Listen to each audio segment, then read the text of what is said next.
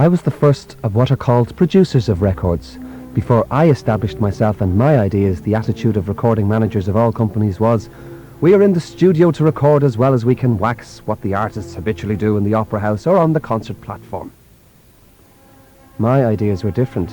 It was my aim to make records that would set the standards by which public performances and the artists of the future would be judged, to leave behind a large series of examples of the best performances of my epoch.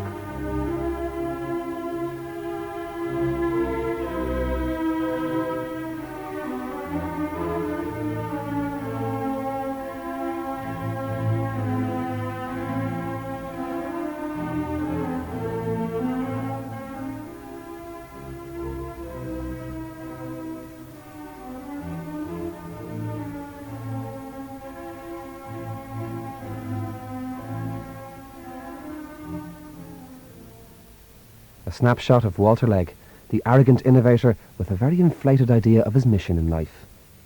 He was born on the 1st of June 1906. His father was a tailor and a great lover of music. He passed this love on to his son. Legge always claimed that he learned to read from record sleeves, a typical fable from him, of which more anon. He was a sensitive and intelligent boy, and myopic, so severe in fact that he left school at 16. He taught himself music, and at 20 was fluent in German. The writings of Ernest Newman were formative influences on Legge. These, coupled with nightly attendances at Covent Garden, led him to joining EMI, then HMV. He was sacked for criticising the recording department, but a year later he was re-engaged and wrote the liner notes and press releases aimed at popularising the then new innovation of the gramophone. Work as a critic at the Manchester Guardian quickly followed, the consequences of which gave him an over-healthy estimation of critics generally. It also led him to saying some very foolish things in print, like this, May 19th, 1927. Fidelio, Beethoven, greatest of symphony composers, was right out of his element when writing for the voice. His songs are, for the most part, dull, and his only opera is hopelessly so. Well, Legge later redeemed himself by producing one of the greatest recordings of the work, Klemperers.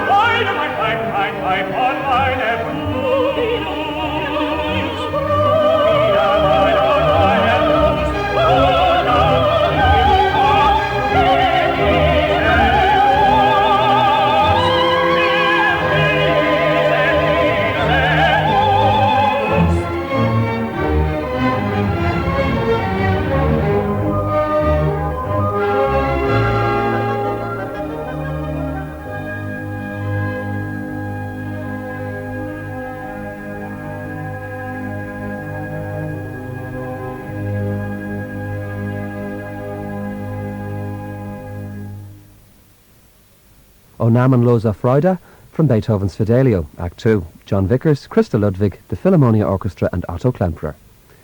Legge was too intelligent and ambitious for menial tasks in EMI, as he himself recalled.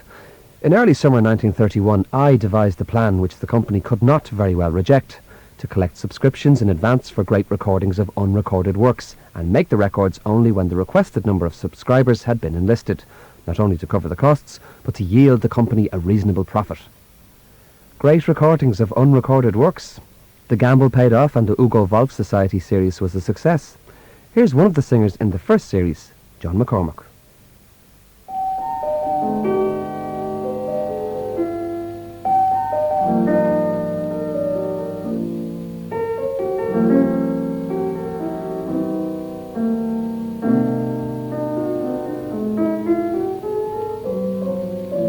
Auch kleiner Dinge können uns entziehen, auch kleiner Dinge können teuer sein. Bedenkt, wie gern wir uns mit Perlen schmücken, sie werden schwer bezahlt und sind nur klein. Bedenkt, wie klein ist die Olivenfrucht und wir ihre Güter doch gesucht. Denkt an die Rose nur, wie klein sie ist und duftet doch so lieblich wie ihr wisst.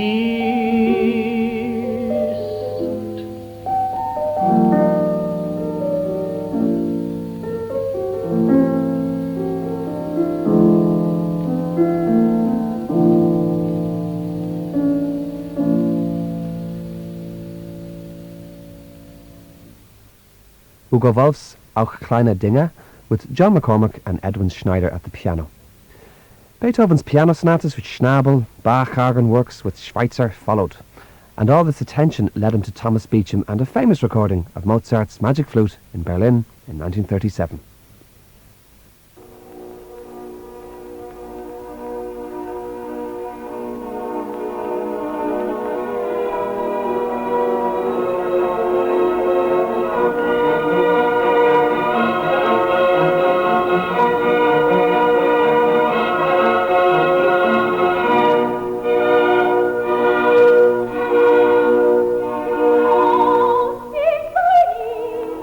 Mein lieber Sohn,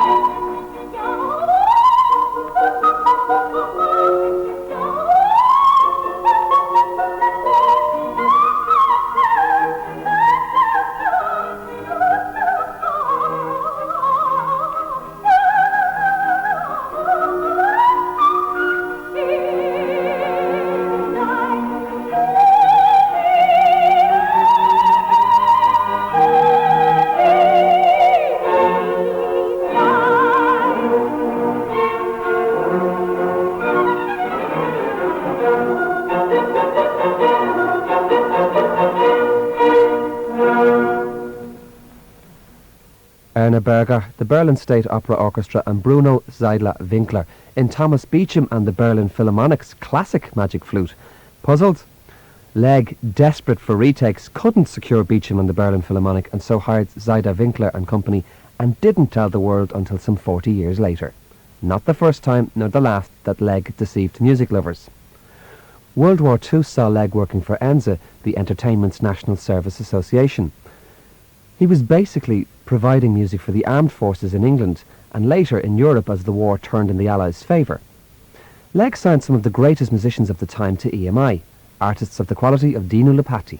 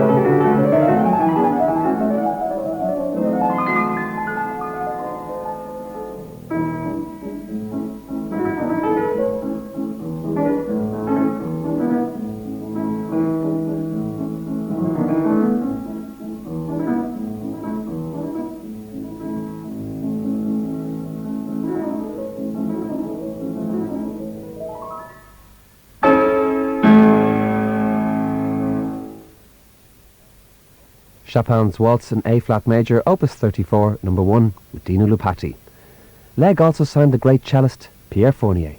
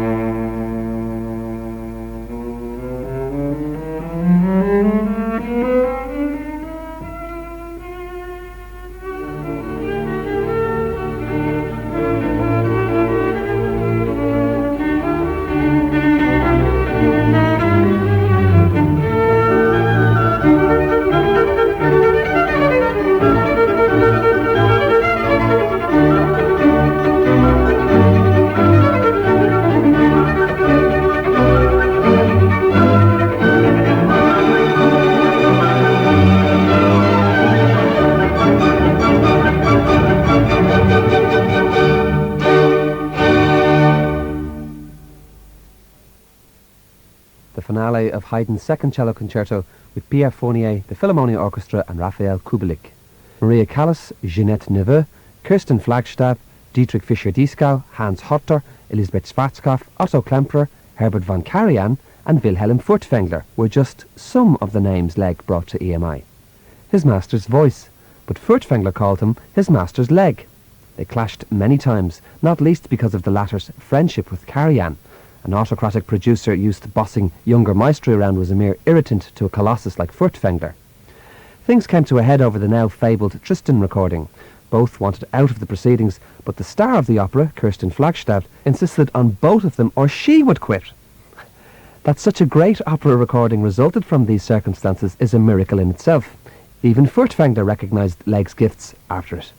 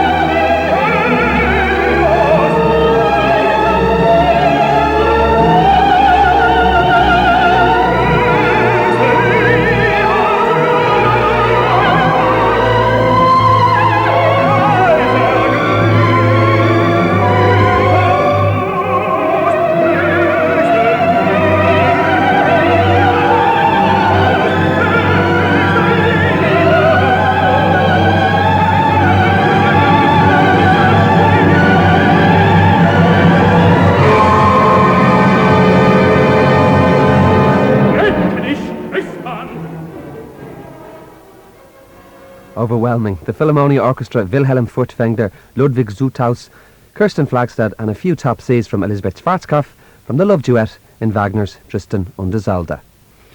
Legge had to threaten EMI with his resignation in order to sign Callas. For a while all was well, but soon the diva resented Legge's interference, especially during recordings. However, Callas did make some of her greatest records with Legge before their professional relationship ended in silence. Here's something from their first collaboration.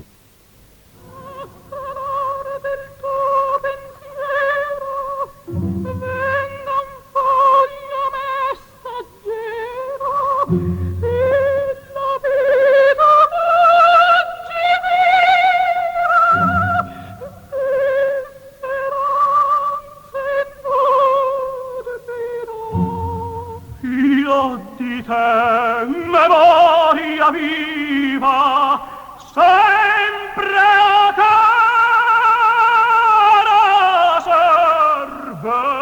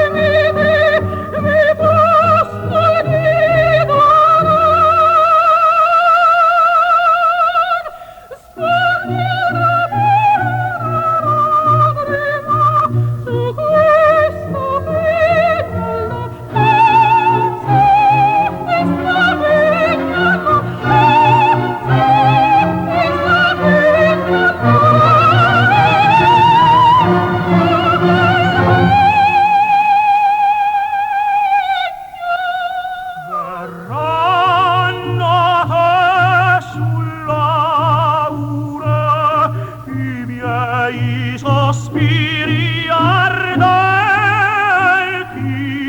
udrai nel mar che mormora l'eco dei miei lamenti, pensando ch'io di gemiti mi pasco e di dolore.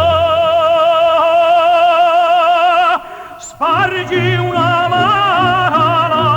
lacrima su questo pegnalo, su questo pegnalo, su questo pegnalo,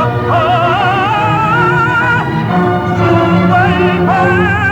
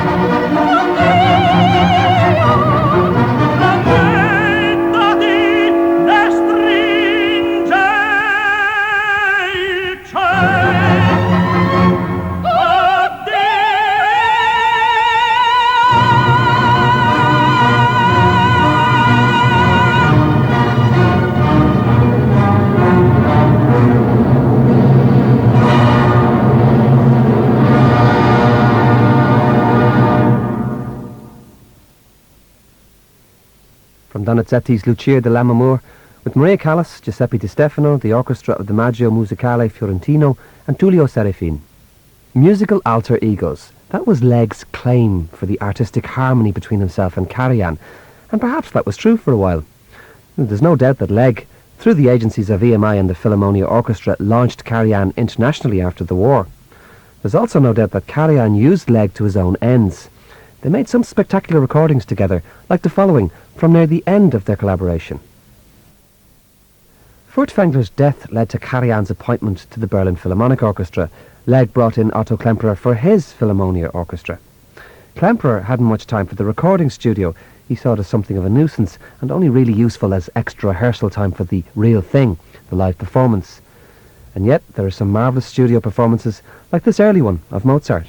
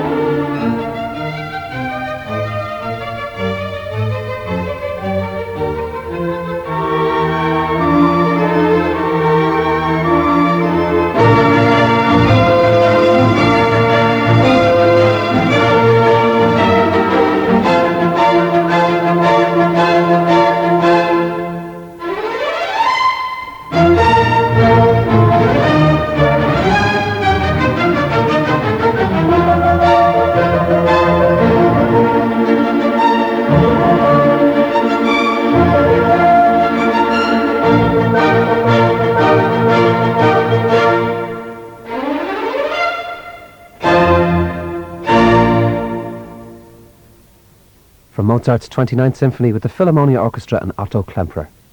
It's funny, Karajan has the reputation for ruthlessness, and he was, but Legge was even more so. He would never discuss contracts or money with the players. No, the secretary had to deal with that. Players with grievances would be taken out for a free lunch, which could mean that they either returned with a pay rise or returned to no job at all.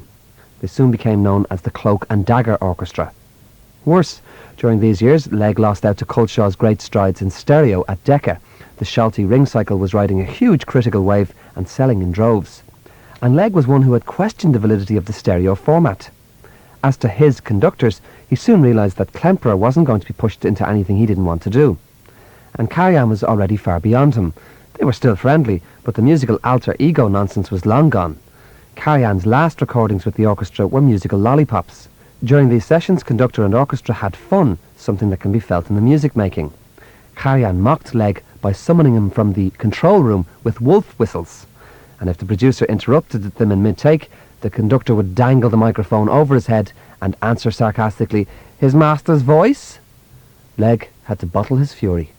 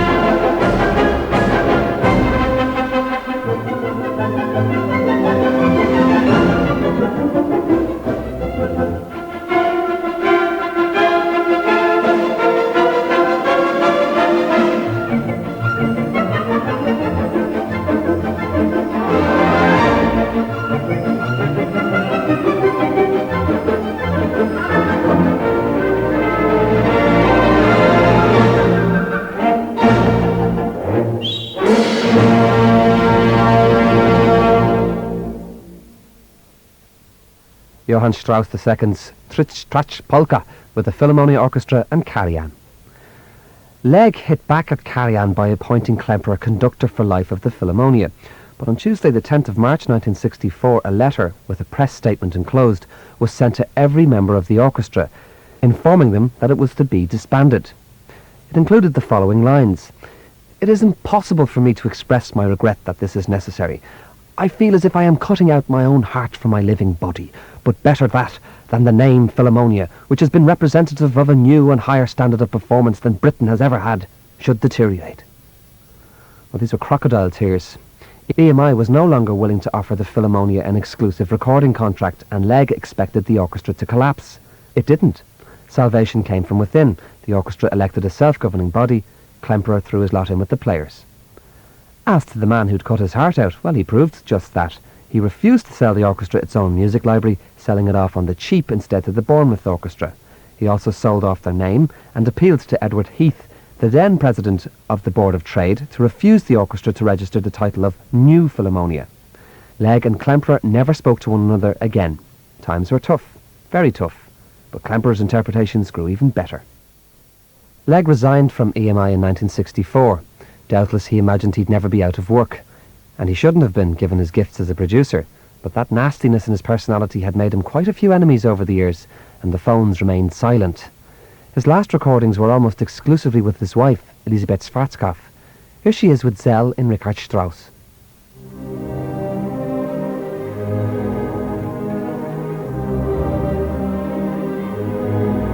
In every girl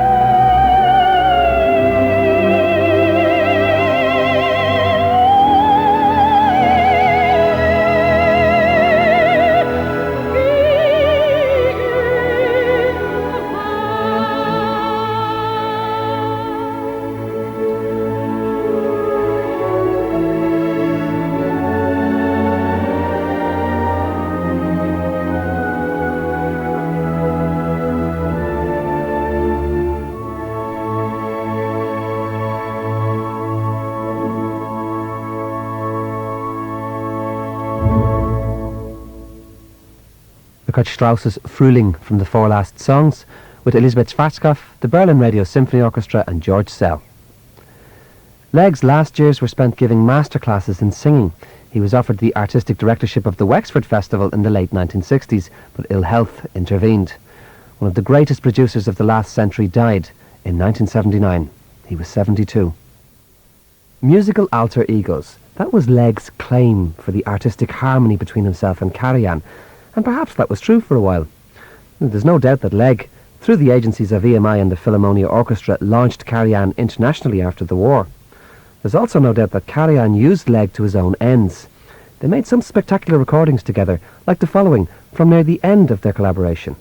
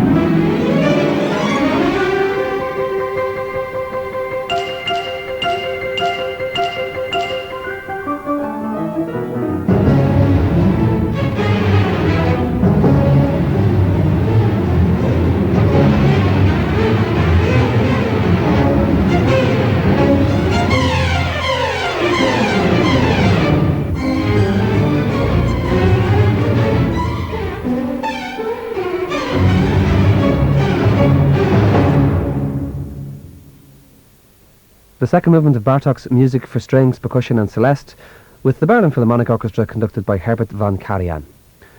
Furtwängler's death led to Karajan's appointment to the Berlin Philharmonic Orchestra. Legge brought in Otto Klemperer for his Philharmonia Orchestra. Klemperer hadn't much time for the recording studio.